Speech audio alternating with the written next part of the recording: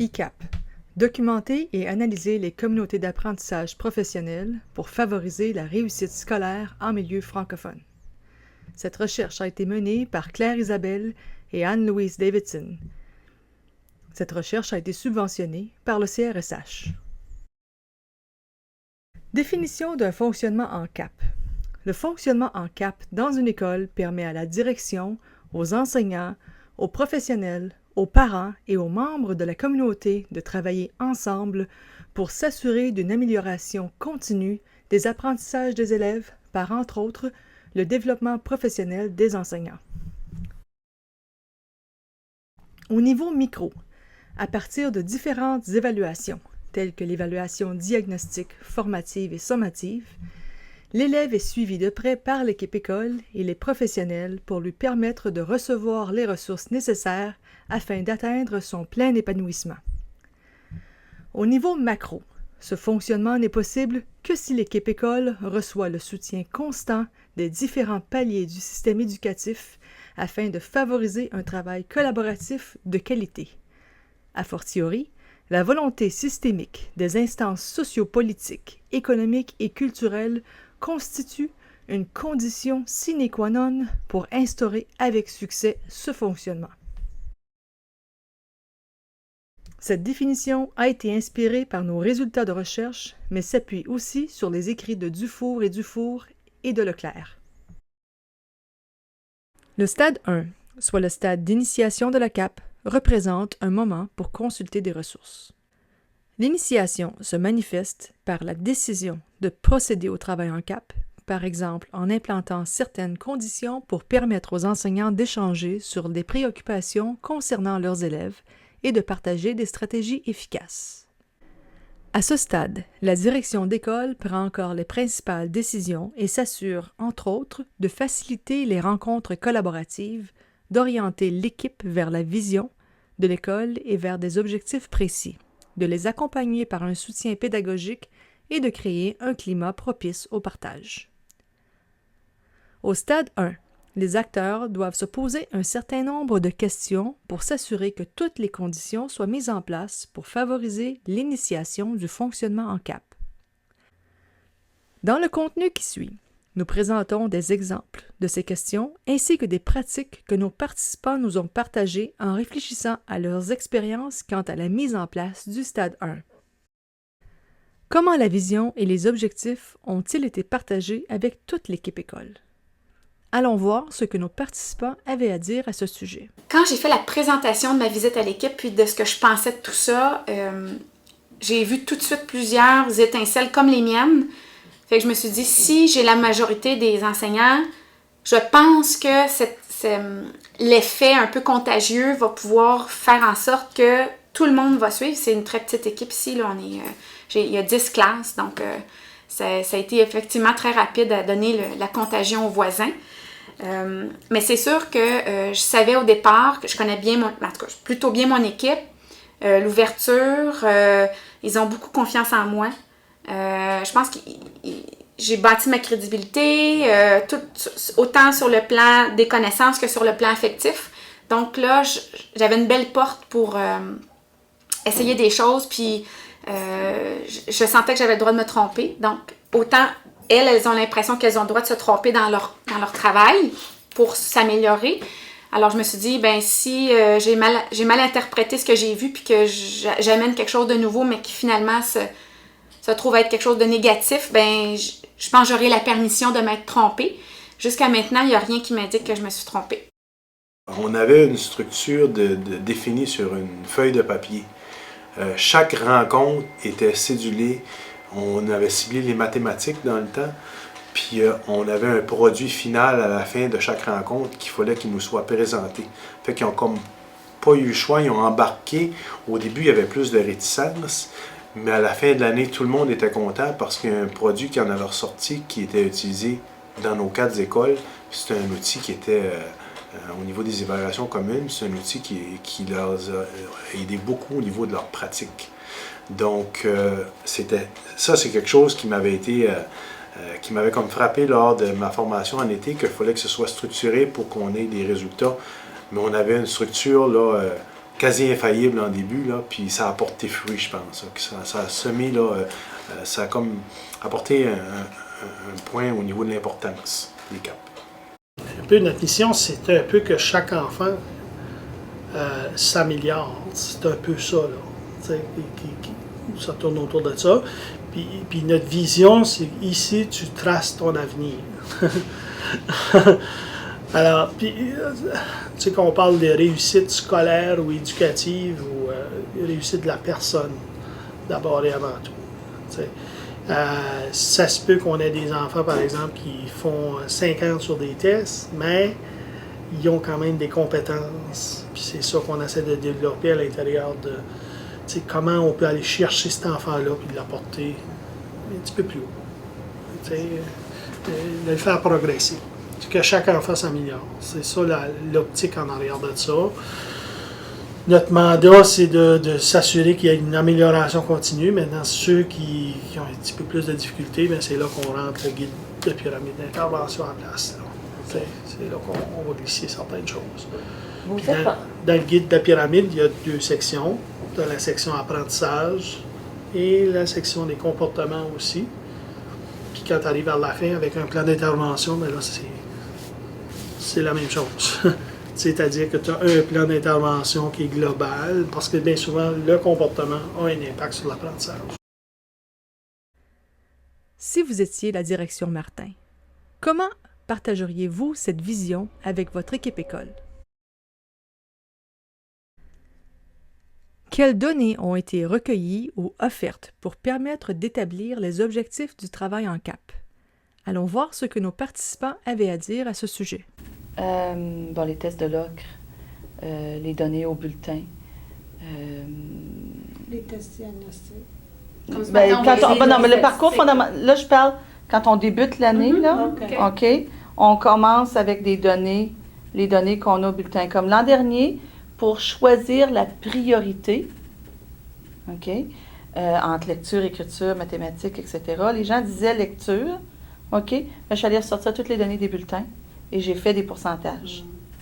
Et j'ai ressorti le nombre d'élèves qui ne réussissaient pas en lecture, les noms de ces élèves-là.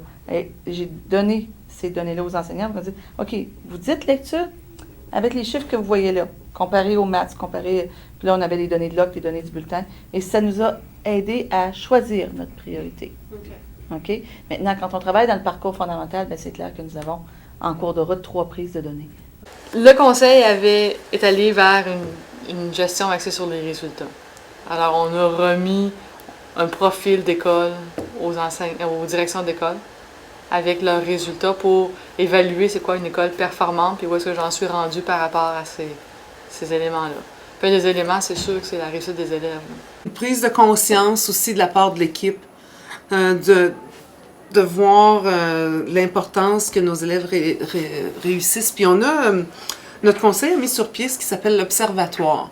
Puis ça, là, c'est un logiciel où est-ce qu'on va voir, mettons la classe de français, c'est tout par couleur, c'est très, très visuel.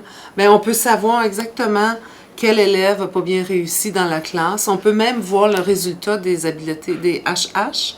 Oui. On voit le résultat. Puis là, quand on regarde ça, puis on donne ça aux profs, puis ils disent, ouais, OK, quand je mets mon E, là, ou mon T, là, je réalise comment est-ce que c'est important. Fait qu'on a responsabilisé beaucoup nos profs par rapport à leur méthode, que quand ils attribuent une note, c'est sérieux, là. E, ça veut dire? Excellent. Et T? Très bien. Je pensais que c'était E, échec, et je cherchais le T. Oui, puis N, satisfaisant. C'est à partir de notre portail du conseil, ça s'appelle l'Observatoire. Puis l'Observatoire, ce sont des données extraordinaires. Parce que ils vont chercher les données directement reliées à... Nous autres, on utilise pour les bulletins le logiciel Trillium. Chercher toute la banque de données de Trillium, puis nous trace des diagrammes, des graphiques. Quelles ressources ont été mises en place pour faciliter les rencontres collaboratives? Allons voir ce que nos participants avaient à dire à ce sujet. Est-ce que la direction, vous avez soumis des articles, par exemple, ou des livres Oui. pour mieux vous guider encore, Oui. pour guider les autres plus aussi? On a eu des choses, oui, puis même habituellement la direction les présente à l'ensemble du personnel aussi. Puis souvent, ils ont ces livres-là de disponibles. Juste en haut de la bibliothèque, on a une petite salle avec des divans en cuir pour les enseignants où il y a plein de ressources, là, pas nécessairement juste sur les CAP, mais sur différentes façons de fonctionner à l'école, sur la discipline, pour s'améliorer, ou peu importe. Là. Donc, il y a une petite bibliothèque là, de ressources pour les enseignants. Puis, habituellement, Réservé à vous? juste à nous, oui, direct dans le top de la bibliothèque. Puis habituellement, ces livres-là sont tous les livres que la direction nous présente, ils les mettent là comme pour qu'on soit accessible. Là. Quel horaire a été proposé pour faciliter le temps de rencontre? Allons voir ce que nos participants avaient à dire à ce sujet. Ben, je Ce dirais travail-là d'équipe. de mettre en place des conditions où ils vont pouvoir échanger, ils vont avoir du temps pour échanger. Et reconnaître ça comme étant quelque chose d'important, d'utile et de pertinent. Donc, des moments soit à la fin de journée, soit des demi-journées de libération. Mais ça, pour moi, c'est vraiment essentiel. OK. Je pense que ça touche un petit peu le fonctionnement, là, votre question. Donc, je vous dirais qu'on a 5 regroupements de CAP dans l'école dans lesquels tous nos enseignants sont impliqués. Donc, un enseignant peut faire partie d'un regroupement. Donc, ces 5 regroupements-là, ces 5 CAP-là, se rencontrent à une fréquence aux 2 ou aux 3 semaines pendant 1 heure de temps. Puis, on a adopté depuis février un horaire CAP appui, c'est-à-dire que l'horaire est modifié, une journée de la semaine, l'horaire est modifié. Donc, les mercredis matins, la première heure, c'est la période CAP appui. Donc, nos élèves sont à différents endroits dans l'école.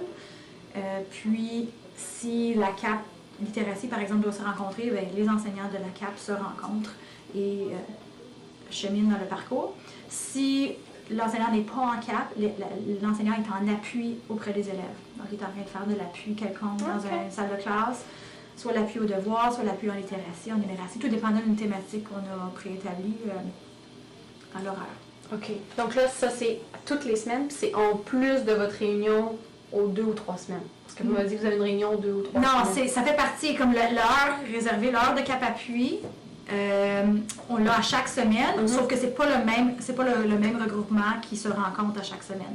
Donc, en littératie, on se rencontre, je vous dirais qu'on a comme 5 regroupements, donc on a 5 horaires. L'horaire est divisé comme en 5, donc 2 fois sur 5, la CAP littératie se rencontre. OK. 2 fois sur 5, les gens de la littératie sont en appui, puis 1 fois sur 5 sont en période de planification. On a observé l'école, on a observé des CAP, on a observé ce que les élèves faisaient en CAP, on a eu des discussions avec des gens qui organisent le tout, les chefs de secteur. Puis, on a pris du temps ensemble à Chicago. Pour en discuter. Puis là, tout le monde était dedans. On dit, on le fait, on y va. Ça fait qu'il s'agissait de trouver quelque chose qui fonctionne pour nous. Donc, c'est là que Mathieu Garnier, mon prof, a pensé à un horaire. Parce qu'on s'était dit, quels sont les paramètres? Bien, on commence à l'heure habituelle, puis on finit à l'heure habituelle. Ça, c'est un paramètre. À peu près. Finalement, nous autres, parce qu'il y a toutes les contraintes de la convention collective, ça, c'est très, très, très important. Il y a un minutage de temps de préparation. Alors, nous autres, on le fait sur un cycle de 5 semaines. Donc, 2 fois appui, 2 fois CAP, 1 fois préparation. Du temps de prep, là. Donc, il y a un savant calcul de minutage. Au secondaire, ça se fait très bien, parce que les profs du secondaire ont une période de préparation à tous les jours. En 7-8, c'est un peu plus compliqué, parce qu'ils n'ont pas le même minutage. En 7-8, c'est pas parfait, parce que ça tombe. C'est compliqué, là, parce qu'il y a un minutage minimal par semaine, il y a un minutage minimal par cycle de 20 jours. C'est super compliqué, mais là, mon adjoint, puis l'orientation, il calcule pour chaque prof le nombre de minutes. C'est quand même un travail de moine, ça. Puis s'assurer qu'on a le bon nombre de minutes. S'il nous en manque, de temps en temps, il y a une journée où on a un suppléant qui s'assure que les profs reprennent les minutes qu'ils ont pu perdre. Puis là, on s'est dit, mais nos élèves ne peuvent pas être laissés à eux-mêmes. Ils ne sont pas là encore. On veut qu'ils soient surveillés, on veut qu'ils soient en mode travail. On ne veut pas perdre de temps. C'est du temps d'enseignement quand même. Donc, de là, on s'est dit, bon, une partie des profs pourrait être en cap, l'autre partie en appui. Donc, on fait un horaire pour les élèves. Ils savent où ils vont. C'est exposé. C'est selon les niveaux, selon les besoins. On devient de mieux en mieux là-dedans. Et puis, ils sont regroupés. Et puis, ils sont supposés faire du travail. Étudier, revoir leurs notes, s'avancer dans leurs devoirs, faire de la recherche, travail d'équipe. Mais ça, le travail d'équipe, c'est comme presque un privilège. Il faut que ce soit productif. Comment la direction s'informe des préoccupations des enseignants et des autres intervenants? Qu'est-ce qu'elle peut faire pour établir un climat pour faciliter le travail en CAP? Allons voir ce que nos participants avaient à dire à ce sujet. C'est ça, c'était une discussion du début. On se demandait est-ce qu'il va falloir faire un rapport de ces rencontres-là. Mais le fait que les directions viennent nous voir à chaque rencontre CAP, ils savent exactement ce sur quoi on travaille. Puis au début de l'année, par exemple, comme cette année, il a fallu remettre à M. Daniel qu'est-ce qu'on allait travailler dessus cette année, nos objectifs, nos intentions et tout ça. Nous, en 5e année, c'était encore la maths. On est revenu à la maths à cause du nouveau programme, puis à cause qu'il faut tout recommencer. Là. On n'a plus aucune évaluation. Il y a des numéros qu'on peut aller chercher, mais toutes nos évaluations diagnostiques, formatives, sommatives sont toutes à refaire à cause du nouveau programme. Donc, ouais. Il a fallu dire ça sur quoi on voulait travailler. Ouais. Ton enseignant de musique, tu sais que lui, il ne touche pas vraiment les mathématiques dans les premières années, on s'appelle. Bien, moi, j'ai autorisé à certains enseignants d'aller travailler avec d'autres enseignants de musique dans d'autres écoles. Fait avoir une certaine flexibilité, là, puis une ouverture d'esprit, puis d'être à l'écoute des besoins de chacun, je pense que ça, c'est un critère essentiel. Permettre aux enseignants d'aller... Parce que les autres sont conscients de leurs besoins. Fait que leur permettre d'aller valider avec d'autres enseignants au niveau vertical, je pense que c'est important. Là, vous amenez un point hyper important. Ils ont confiance en moi, mais au-delà de ça, moi, j'ai été la première à leur dire que pour instaurer une CAP, là, la solution n'existe pas chez nos voisins ou ailleurs, ou elle existe dans notre école. Vous ne pouvez pas me faire croire qu'une vingtaine de bacheliers n'a pas des solutions à apporter à l'apprentissage. C'est impossible. Alors, dès le départ, mon équipe sait, et tout le personnel, peu importe le corps d'emploi, ils savent que j'ai confiance en eux. Ça, c'est la première chose. J'ai confiance en eux, je sais qu'ils peuvent... C'est eux qui ont la solution pour faire réussir nos élèves, c'est pas moi. Je pense que l'autre qualité ou l'autre compétence serait vraiment des habiletés, des grandes habiletés au niveau d'intelligence émotionnelle.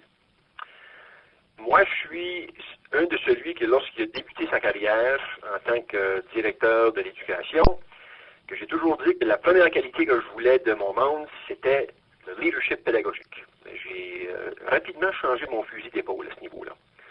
Parce que je pense que tu peux avoir toutes les connaissances du monde en pédagogie, mais si tu n'as pas l'habilité d'écouter tes gens, si tu n'as pas l'habilité de te mettre au niveau de ton monde, si tu n'as pas l'habilité de créer des liens avec ton personnel, créer des relations de confiance avec ton personnel, mais tu ne peux pas amener ton personnel à nulle part. Donc je pense que c'est la plus grande qualité, je crois, qu'une nouvelle direction d'école a besoin pour soit embarquer dans cette aventure-là des camps ou soit d'accomplir peu importe avec son personnel dans une école. Quel type de préoccupations ont-ils? Allons voir ce que nos participants avaient à dire à ce sujet. On est arrivé en 2000, il y a un an de répit, on est arrivé l'année d'après, puis le district est arrivé avec l'initiative qu'à toutes les 2 semaines, qu'on allait avoir une demi-journée de CAP. C'est un peu un retour à ce qu'on avait. C'est là que nous autres, on s'est unis avec on a parlé avec 3 autres écoles, 2-3 directions d'école qui sont pas tellement loin là, de la région ici. On s'est rencontrés puis on a dit, bon, on a peut-être une occasion unique de travailler ensemble. Puis on a tout un but commun, c'est qu'on avait tous des résultats à améliorer ou des améliorations à souhaiter, à apporter au niveau des mathématiques. Puis c'est là qu'on s'est unis ensemble, les 4 écoles, pour développer le concept des CAP entre 4 écoles. Puis nous autres, ce qu'on a fait, c'est qu'on a dit, OK, jour 1, vous allez faire telle action, jour 2, vous allez faire telle action. Ça prend une culture, il faut être ouvert à travailler en équipe. Ça prend une culture de collaboration, puis d'apprentissage collectif. C'est de passer à une culture d'isolement à mes élèves, à nos élèves. C'est d'avoir une très grande ouverture par rapport à la pédagogie nouvelle. Quel type de suivi ou de soutien la direction apporte-t-elle au compte-rendu des rencontres collaboratives? Allons voir ce que nos participants avaient à dire à ce sujet. On s'est aperçu que les CAP avaient évolué beaucoup. Et puis les CAP, c'était devenu quelque chose que tout le monde faisait. Et ça pouvait prendre toutes sortes d'allures et toutes sortes de saveurs. Alors on a voulu, nous, vraiment essayer d'harmoniser le processus au sein des écoles de notre conseil pour que ça soit vraiment efficace et que ça mène vraiment à cibler des interventions précises pour appuyer les élèves au niveau de l'apprentissage. On a voulu aussi redonner le rôle des CAP aux directions d'école parce qu'on s'est aperçu que dans l'évolution des CAP, parfois c'était mené par des enseignants, parfois c'était mené par des enseignants accompagnateurs, des conseillers pédagogiques. Alors on s'est dit que la direction a comme rôle d'assurer l'amélioration du rendement dans son école puis qu'elle avait un rôle important à jouer au niveau des CAP. Et c'est à ce moment-là qu'on a commencé à accompagner sur le terrain. Comment est-ce que Mme Murray et Mme Wilson ont responsabilisé les directions quant au développement du fonctionnement en CAP?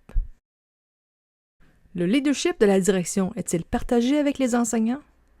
Allons voir ce que nos participants avaient à dire à ce sujet. Vraiment, moi, je trouve que là-dedans, j'ai le rôle de médiateur.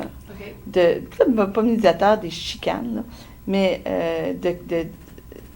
j'ai plusieurs chapeaux. Puis je suis contente d'être là parce que, je vais vous donner un exemple. À un moment donné, mon équipe de première année, il y a un enseignant, on était dans le carrefour. Alors, le fonctionnement était imposé, dans le sens que c'était plein de gens qui avaient pris une décision parce que c'était des équipes de différentes écoles. Fait qu'il fallait un consensus, mais qui était moins pertinent pour notre petite vie à nous. Puis il y a un enseignant qui disait, ben moi, ça colle pas à ma réalité. Je suis pas capable de faire ça. C'est impossible pour moi de faire. Et l'autre enseignante de dire, ben oui, ben moi, ça fonctionne dans ma classe. Et là, l'enseignante s'est mise à la questionner. Et là, l'enseignante s'est mise elle se sentait menacée. Puis là, elle dit, ben non, moi, je parle plus, là, parce que... Et là, j'ai dit, ben non, on veut comprendre ce que tu fais. Je ne remets pas en cause. On veut comprendre ce que tu fais pour pouvoir s'ajuster en conséquence. Alors, ici, il y aurait eu... Ça a ouvert la porte à une très, très bonne discussion qui a suivi. Et j'ai l'impression que si je n'avais pas été là, il n'y a pas nécessairement quelqu'un qui aurait dit, hey, c'est sécuritaire, là. Personne ne t'attaque ici. On veut comprendre, puis ce que tu as à dire est important. Autant que ce que l'autre personne dit. L'autre personne avait plus c'est un enseignant davantage chevronné, c'est un enseignant plus jeune, elle s'est sentie menacée. Alors, les conversations cruciales qu'on doit parfois avoir, on a un petit peu le rôle d'arbitre, mais pas d'arbitre pour gérer les chicanes, il n'y a pas de chicanes, mais de dire, hey, de garder le climat de confiance roulé, puis l'ouverture. Et puis, à un moment donné, 2 rencontres là, avec cette équipe-là sont venues me voir après, ils ont dit, oui, tu n'as pas peur des conversations difficiles, toi? Non, discutons. Et c'est comme ça qu'on va avancer. Donc, c'est comme ça que je vois le rôle de médiateur. Je vois aussi le rôle d'attiser le feu. Stimuler. D'attiser le feu. Hein, de stimuler, de dire hey, ouais, mais avec ça, on fait quoi? Là, boum, ça repart. Alors, favoriser la collaboration de ces deux, je trouve que ça, c'est 2 points clés pour garder les équipes en mouvement. On aimerait plus que ça, mais ce qu'on essaie de faire, c'est que les enseignants ne veulent pas être trop sortis des salles de classe. Alors, lors des réunions longues, ce qu'on a commencé à faire, c'est nos réunions longues qui sont après l'école, c'est que les départements aient la chance de parler ensemble, de faire des choses plus administratives, mais aussi s'élaborer des priorités, discuter des besoins, etc. Puis ce qu'on veut faire l'an prochain, c'est faire des caps plus isolés par niveau. Par exemple, 7 ou 8, 9 et 10, mathématiques. Et parce que quand on libère de 7 à 12 en maths, premièrement, c'est beaucoup d'enseignants. Puis deuxièmement, c'est qu'ils n'ont pas les mêmes priorités, les mêmes approches. Même si on a une priorité commune, on n'a pas tous besoin des mêmes stratégies au même niveau. Fait que ce qui va être ressorti aujourd'hui, c'est justement, ils ont fait la rencontre lundi, puis ils vont nous proposer certaines approches que leur département ont suggérées. Puis je pars toujours de là aussi parce que sinon, c'est imposé, puis c'est ça qui devient un peu... il y a des choses qu'il faut imposer, mais ça devient un peu plus trop... on travaille contre un mur. Alors, on essaie de travailler de cette façon-là. Alors, on établit... Ce qu'on fait, c'est que les facilitateurs, qui est un représentant de chaque département, on appelait ça dans le temps des chefs de département, maintenant, c'est des facilitateurs. On se rencontre une fois par mois, justement, ce qui donne ce soir. On établit nos priorités. On établit... Vous avec eux. Nous avec eux. Nous étant les directions d'école et tous les facilitateurs de chaque département. Combien de départements? On a 8 facilitateurs. Fait qu'on en a même plus que dans les départements. On a même des facilitateurs qui s'occupent de certains cycles. Majoritairement, je vais m'occuper des rencontres de chefs de département. Les adjoints vont avoir à s'occuper de... Excusez-moi. Les adjoints vont avoir à participer dans les CAP. Je ne peux pas faire les 8 CAP, mais comme mon adjoint va faire maths, sciences, des domaines qui sont plus à l'aise, moi je vais m'occuper de français, anglais, études sociales, puis on est toujours présent. Alors oui, mais les priorités sont faites lors des rencontres CAP. Par exemple, on a fait un parcours sur les critères d'évaluation et résultats d'apprentissage que tous les enseignants doivent faire dans les salles de classe pour justement élaborer ça avec les élèves et tout ça. Notre parcours a été là-dessus, dans chaque département, puis il y a eu un sondage auprès des élèves pour voir s'il y avait un impact positif sur l'utilisation des critères d'évaluation et des résultats d'apprentissage. Ce soir, ils vont faire un remue-ménage de qu'est-ce qui était positif et qu'est-ce qui devrait être amélioré au niveau des parcours. Ça a été élaboré avec tous les facilitateurs comme priorité. Une fois que les priorités sont élaborées, les facilitateurs vont dans leur CAP, organisent leur CAP et assurent que la priorité est mise en marche. Alors, il y a un genre d'ordre du jour qui est établi à l'avance, mais après, eux, ils personnalisent pour leur département et ensuite ils rencontrent leur département. C'est un peu comme on les fait. Puis nous, on est invités dans tous les cas. Quelles seraient les conditions à mettre en place dans votre école pour initier un fonctionnement en CAP? Combien d'élèves vont bénéficier directement et indirectement au travail en CAP? Comment améliorer le taux d'assiduité et les résultats scolaires à travers le fonctionnement en CAP? Les enseignants vont-ils remettre en question le travail en CAP?